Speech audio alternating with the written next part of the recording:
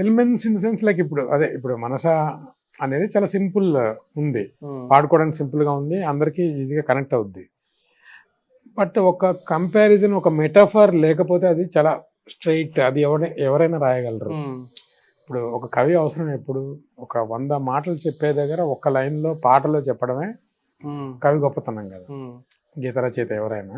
ఉమ్, so అది రాయడం కోసం మమ్మల్ని పెట్టుకుంటారు. ఇప్పుడు నేను ఇన్ని షార్ట్లు తీయలేను సార్, నేను ఇది కథలో చెప్పలేను సార్, డైలాగులు చెప్పడం కష్టం అన్నప్పుడే పాట వస్తుంది. ఉమ్, సో దాన్ని అందరికీ అంటే లైక్ ఈజీ వేలో చెప్పడం చాలా ఈజీ, బట్ ఉమ్, అది కాదు కదా. ఇప్పుడు మనం చదువుకునే కథలైనా నవలలైనా మనకి ఎందుకు అంత ఇంట్రెస్టింగ్గా ఉంటాయంటే ఆ వర్ణన. రైట్. సో ఇప్పుడు చాలామంది, ఇప్పుడు వంశీ గారిని, పెద్ద వంశీ గారిని తీసుకుంటే, ఇక్కడ మన ఇద్దరం కూర్చున్నాం అని చెప్పడానికి ఆయన ఎలా చెప్తారా అంటే, అక్కడ కరెంటు తీగ మీద పిట్టలు వాలాయి, అవి అరుస్తున్నాయి, కట్ చేస్తే లోపల చూస్తే ఒక బాల్కనీలో వేడివేడి కాఫీలోంచి పొగలు కక్కుతున్నాయి, కట్ చేస్తే అటువైపు శ్రీకర్, ఇటువైపు కేకే, ఇలా ఉంటుందన్నమాట. ఆ, సో ఈ వర్ణన ఎందుకు అంటే మనకు ఆ ఆసక్తిని పెంచడానికి, ఉమ్, పట్టణాసక్తి అంటారు కదా.